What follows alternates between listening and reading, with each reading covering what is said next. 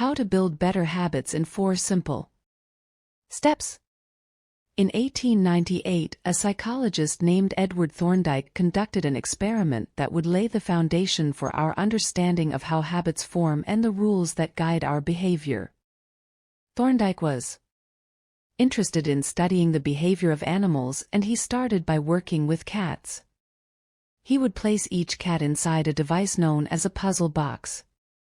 The box was designed so that the cat could escape through a door by some simple act, such as pulling at a loop of cord, pressing a lever, or stepping on a platform. For example, one box contained a lever that, when pressed, would open a door on the side of the box. Once the door had been opened, the cat could dart out and run over to a bowl of food. Most cats wanted to escape as soon as they were placed inside the box. They would poke their nose into the corners, stick their paws through openings, and claw at loose objects.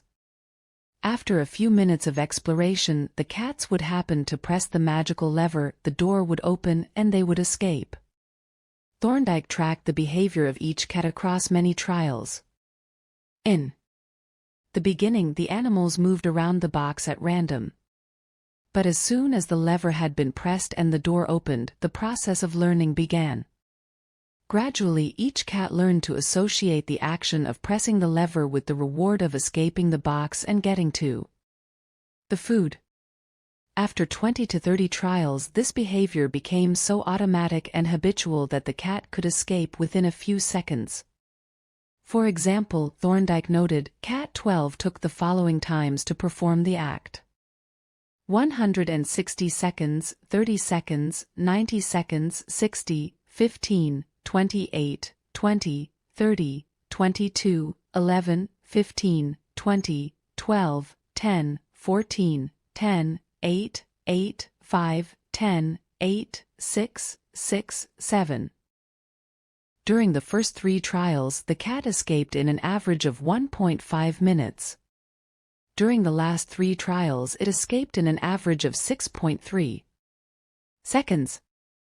With practice, each cat made fewer errors and their actions became quicker and more automatic. Rather than repeat the same mistakes, the cat began to cut straight to the solution. From his studies, Thorndike described the learning process by stating, behaviors followed by satisfying consequences tend to be repeated, and those that produce unpleasant consequences are less likely to be repeated. His work provides the perfect starting point for discussing how habits form in our own lives. It also provides answers to some fundamental questions like, what are habits? And why does the brain bother building them at all? Why your brain builds habits. A habit is a behavior that has been repeated enough times to become automatic. The process of habit formation begins with trial and error. Whenever you encounter a new situation in life, your brain has to make a decision. How do I respond to this? The first time you come across a problem, you're not sure how to solve it. Like Thorndike's cat. You're just trying things out to see what works. Neurological activity in the brain is high during this period. You are carefully analyzing the situation and making conscious decisions about how to act. You're taking in tons of new information and trying to make sense of it all. The brain is busy learning the most effective course of action. Occasionally, like a cat pressing on a lever, you stumble across a solution. You're feeling anxious, and you discover that going for a run calms you down. You're mentally exhausted from a long day of work, and you learn that playing video games relaxes you. You're exploring, and then, bam, a reward. After you stumble upon an unexpected reward, you alter your strategy for next time. Your brain immediately begins to catalog the events that preceded the reward. Wait a minute, that felt good. What did I do right before that? This is the feedback loop behind all human behavior: try, fail, learn, try differently. With practice, the useless movements fade away and the useful actions get reinforced. That's a habit forming. Whenever you face a problem repeatedly, your brain begins to automate the process of solving it. Your habits are just a series of automatic solutions that solve the problems and stresses you face regularly. As behavioral scientist Jason Rea writes, habits are simply reliable solutions to recurring problems in our environment. As habits are created, the level of activity in the brain decreases. You learn to lock in on the cues that predict success and tune out everything else. When a similar situation arises in the future, you know exactly what to look for. There is no longer a need to analyze every angle of a situation. Your brain skips the process of trial and error and creates a mental rule: if this, then that. These cognitive scripts can be followed automatically whenever the situation is appropriate. Now, whenever you feel stressed, you get the itch to run. As soon as you walk in the door from work, you grab the video game controller. A choice that once required effort is now automatic. A habit has been created. Habits are mental shortcuts learned from experience. In a sense, a habit is just a memory of the steps you previously followed to solve a problem in the past. Whenever the conditions are right, you can draw on this memory and automatically apply the same solution. The primary reason the brain remembers the past is to better predict what will work in the future. Habit formation is incredibly useful because the conscious mind is the bottleneck of the brain. It can only pay attention to one problem at a time. As a result, your brain is always working to preserve your conscious attention for whatever task is most essential. Whenever possible, the conscious mind likes to pawn off tasks to the non-conscious mind to do automatically. This is precisely what happens when a habit is formed. Habits reduce cognitive load and free up mental capacity so you can allocate your attention to other tasks. Despite their efficiency, some people still wonder about the benefits of habits. The argument goes like this: will habits make my life dull? I don't want to pigeonhole myself into a lifestyle I don't enjoy. Doesn't so much routine take away the vibrancy and spontaneity of life? Hardly. Such questions set up a false dichotomy. They make you think that you have to choose between building habits and attaining freedom. In reality, the two complement each other. Habits do not restrict freedom. They create it. In fact, the people who don't have their habits handled are often the ones with the least amount of freedom. Without good financial habits, you will always be struggling for the next dollar. Without good health habits, you will always seem to be short on energy. Without good learning habits, you will always feel like you're behind the curve. If you're always being forced to make decisions about simple tasks: when should I work out? Where do I go to write? When do I pay the bills? Then you have less time for freedom. It's only by making the fundamentals of life easier that you can create the mental space needed for free thinking and creativity. Conversely, when you have your habits dialed in and the basics of life are handled and done, your mind is free to focus on new challenges and master the next set of problems. Building habits in the present allows you to do more of what you want in the future. The science of how habits work. The process of building a habit can be divided into 4 simple steps: cue, craving, response, and reward. Breaking it down into these fundamental parts can help us understand what a habit is, how it works, and how to improve it. First, there is the cue. The cue triggers your brain to initiate a behavior. It is a bit of information that predicts a reward. Our prehistoric ancestors were paying attention to cues that signaled the location of primary rewards like food, water, and sex. Today, we spend most of our time learning cues that predict secondary rewards like money and fame, power and status, praise and approval, love and friendship, or a sense of personal satisfaction. Of course, these pursuits also indirectly improve our odds of survival and reproduction, which is the deeper motive behind everything we do. Your mind is continuously analyzing your internal and external environment for hints of where rewards are located. Because the cue is the first indication that we're close to a reward, it naturally leads to a craving. Cravings are the second step, and they are the motivational force behind every habit. Without some level of motivation or desire, without craving a change, we have no reason to act. What you crave is not the habit itself but the change in state it delivers.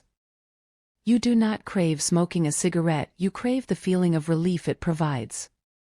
You are not motivated by brushing your teeth but rather by the feeling of a clean mouth.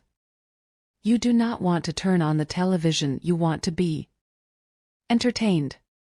Every craving is linked to a desire to change your internal state. This is an important point that we will discuss in detail later. Cravings differ from person to person. In theory, any piece of information could trigger a craving, but in practice, people are not motivated by the same cues. For a gambler, the sound of slot machines can be a potent trigger that sparks an intense wave of desire. For someone who rarely gambles, the jingles and chimes of the casino are just background noise. Cues are meaningless until they are interpreted. The thoughts, feelings, and emotions of the observer are what transform a cue into a craving. The third step is the response. The response is the actual habit you perform, which can take the form of a thought or an action. Whether a response occurs depends on how motivated you are and how much friction is associated with the behavior. If a particular action requires more physical or mental effort than you are willing to expend, then you won't do it. Your response also depends on your ability. It sounds simple, but a habit can occur only if you are capable of doing it. If all habits proceed through 4 stages in the same order: cue, craving, response, and reward. This 4-step pattern is the backbone of every habit, and your brain runs through these steps in the same order each time. Want to dunk a basketball but can't jump high enough to reach the hoop? Well, you're out of luck. Finally, the response delivers a reward. Rewards are the end goal of every habit. The cue is about noticing the reward. The craving is about wanting the reward. The response is about obtaining the reward. We chase rewards because they serve 2 purposes: 1, they satisfy us, and 2, they teach us. The first purpose of rewards is to satisfy your craving. Yes, rewards provide benefits on their own. Food and water deliver the energy you need to survive. Getting a promotion brings more money and respect. Getting in shape improves your health and your dating prospects. But the more immediate benefit is that rewards satisfy your craving to eat, or to gain status, or to win approval. At least for a moment, rewards deliver contentment and relief from craving. Second, rewards teach us which actions are worth remembering in the future. Your brain is a reward detector. As you go about your life, your sensory nervous system is continuously monitoring which actions satisfy your desires and deliver pleasure.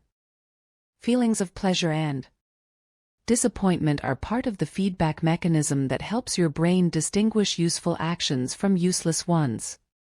Rewards close the feedback loop and complete the habit cycle. If a behavior is insufficient in any of the 4 stages, it will not become a habit. Eliminate the cue and your habit will never start. Reduce the craving and you won't experience enough motivation to act. Make the behavior difficult and you won't be able to do it. And if the reward fails to satisfy your desire, then you'll have no reason to do it again in the future. Without the first 3 steps, a behavior will not occur. Without all 4, a behavior will not be repeated. The habit loop. The 4 stages of habit are best described as a feedback loop. They form an endless cycle that is running every moment you are alive.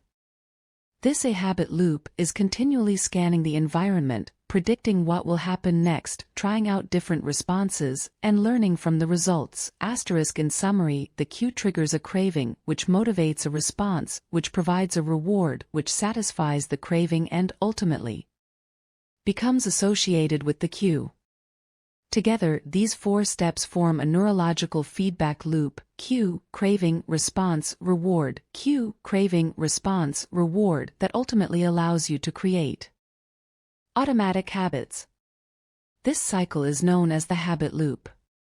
This four-step process is not something that happens occasionally, but rather it is an endless feedback loop that is running and active during every moment you are alive, even now.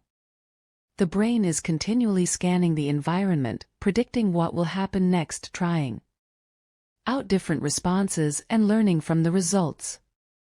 The entire process is completed in a split second, and we use it again and again, without realizing everything that has been packed into the previous moment.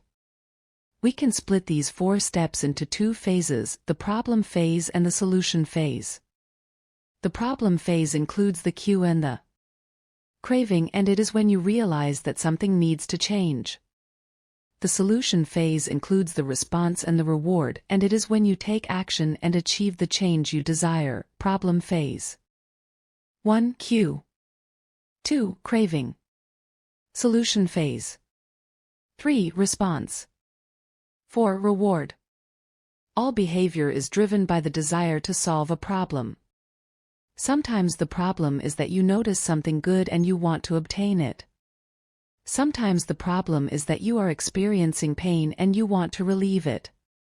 Either way, the purpose of every habit is to solve the problems you face. In the table on the following page, you can see a few examples of what this looks like in real life. Imagine walking into a dark room and flipping on the light switch. You have performed this simple habit so many times that it occurs without thinking. You proceed through all four stages in the fraction of a second. The urge to act strikes you without thinking. Problem phase. 1. Cue. Your phone buzzes with a new text message.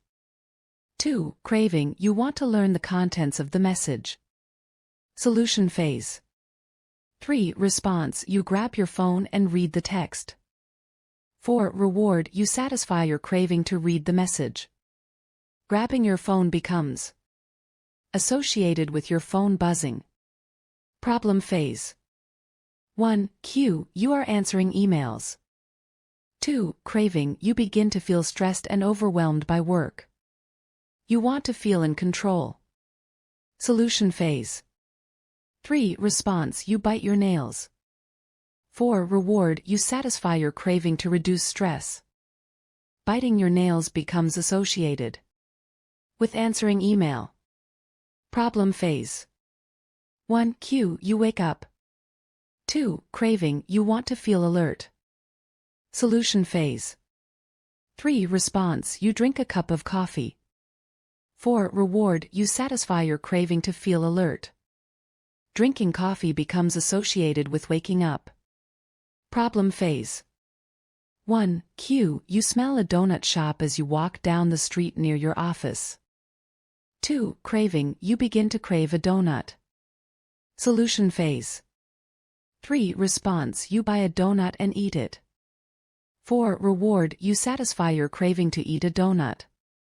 Buying a donut becomes associated with walking down the street near your office. Problem phase. 1. Cue. You hit a stumbling block on a project at work. 2. Craving. You feel stuck and want to relieve your frustration. Solution phase. 3. Response. You pull out your phone and check social media. 4. Reward. You satisfy your craving to feel relieved. Checking social media becomes associated with feeling stalled at work. Problem phase. 1. Cue. You walk into a dark room. 2. Craving. You want to be able to see. Solution phase. 3. Response. You flip the light switch. 4. Reward. You satisfy your craving to see.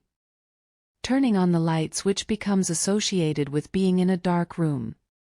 By the time we become adults, we rarely notice the habits that are running our lives. Most of us never give a second thought to the fact that we tie the same shoe first each morning, or unplug the toaster after each use, or always change into comfortable clothes after getting home from work. After decades of mental programming, we automatically slip into these patterns of thinking and acting. In the following chapters, we will see time and again how the 4 stages of cue, craving, response, and reward influence nearly everything we do each day. But before we do that, we need to transform these 4 steps into a practical framework that we can use to design good habits and eliminate bad ones. I refer to this framework as the 4 laws of behavior change, and it provides a simple set of rules for creating good habits and breaking bad ones. You can think of each law as a lever that influences human behavior.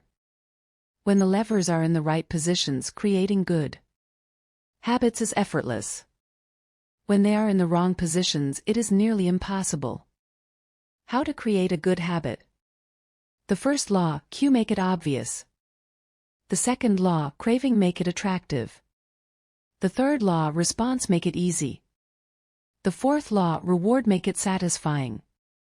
We can invert these laws to learn how to break a bad habit. How to break a bad habit. Inversion of the first law, cue, make it invisible. Inversion of the second law, craving, make it unattractive. Inversion of the third law, response, make it difficult. Inversion of the fourth law, reward, make it unsatisfying. It would be irresponsible for me to claim that these 4 laws are an exhaustive framework for changing any human behavior, but I think they're close. As you will soon see, the 4 laws of behavior change apply to nearly every field, from sports to politics, art to medicine, comedy to management. These laws can be used no matter what challenge you are facing. There is no need for completely different strategies for each habit. Whenever you want to change your behavior, you can simply ask yourself: 1. How can I make it obvious? 2. How can I make it attractive?